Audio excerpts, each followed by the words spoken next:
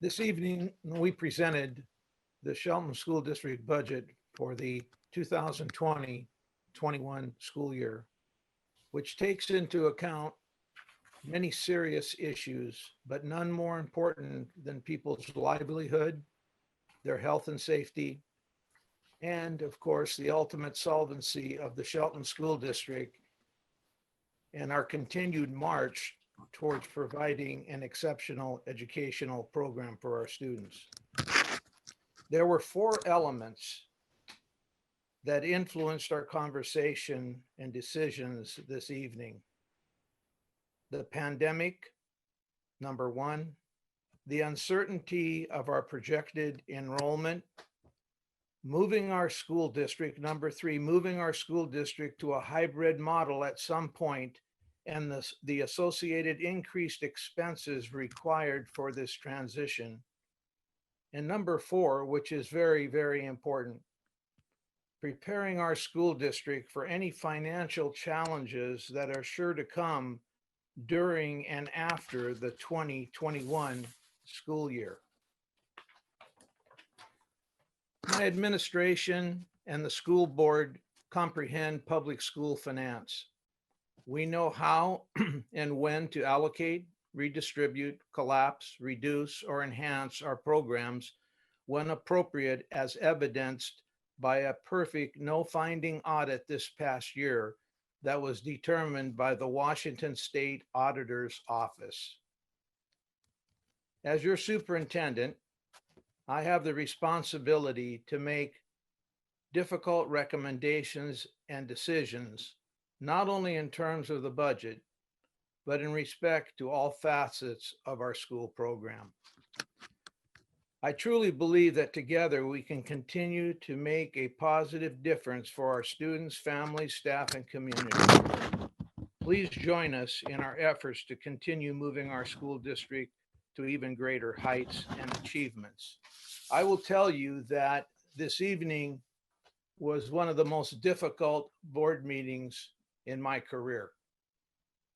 And I can tell you this, that the last paragraph of the resolution is extremely important to the board and to myself.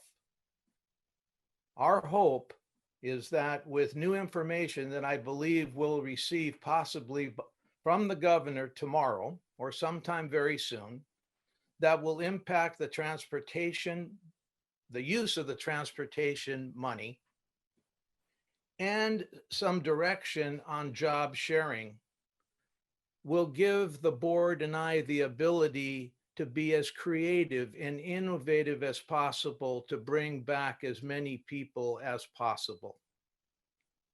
This is a very, very difficult time for the board and myself, and for you. And my heart is in this work.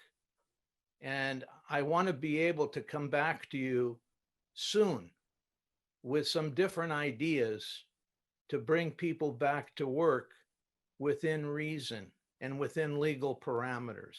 That's very important. You know, we get direction, and I'm telling you that the directions change almost weekly, if not daily in some cases. And that's really prohibited us from making some of these decisions or this decision earlier because things were in constant change.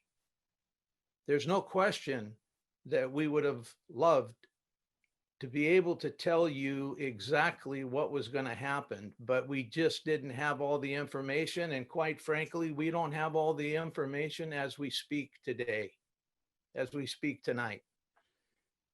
So I want everyone to understand that if we get new information from the governor, from the legislature, that last paragraph in the resolution gives us the opportunity to think differently in terms of the direction that we've taken tonight.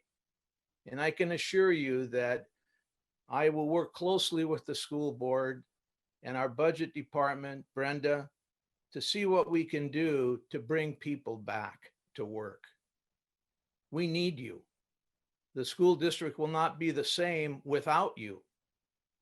And so I want you to try to understand the situation and the predicament the board and I are in. So I give you my word that we will do everything possible to bring people back to work as much as we can. Keeping in mind, though, that we don't know what's coming down the road beyond 20 and 21. When the state tells us that there are anywhere between 10 and 12 billion dollars in lost revenue, that's very significant. And who knows what that means for public education in the long run. So all of those factors need to be considered. But there's one factor that's front and center with, I know, the board and myself, and that's you. And we didn't want to do what we talked about tonight. So we're going to be looking for ways, creative ways, honest ways to bring people back to work. I heard about one district that, they're going to do job sharing. But in this particular district, there's one union. There's one union. And job share, people can flow from one job to another. We don't have that luxury. So in fact, if the governor or somebody tells us that, hey, we want you to move towards job sharing, which has its merits, we all, like I think Sandy mentioned, we all need to come to the table and figure out how we're going to expedite that to happen. And I know we can make it happen. But let's wait and see what happens tomorrow, because I've been told that we could get some information tomorrow on the transportation issue and on job sharing. And I will tell you that we will go right to work and try to make it happen and bring people back to work accordingly. So again, this was a very difficult night for your superintendent.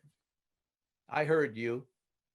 And some of it, I will tell you the truth, was a little disheartening, because I've given my heart to this district for going on 6 years now. So I believe in you, and I'm going to do everything I can, like I just said, to bring as many people back to work as possible. If we're given that opportunity, we're going to go to work and we're going to try very hard. Thank you.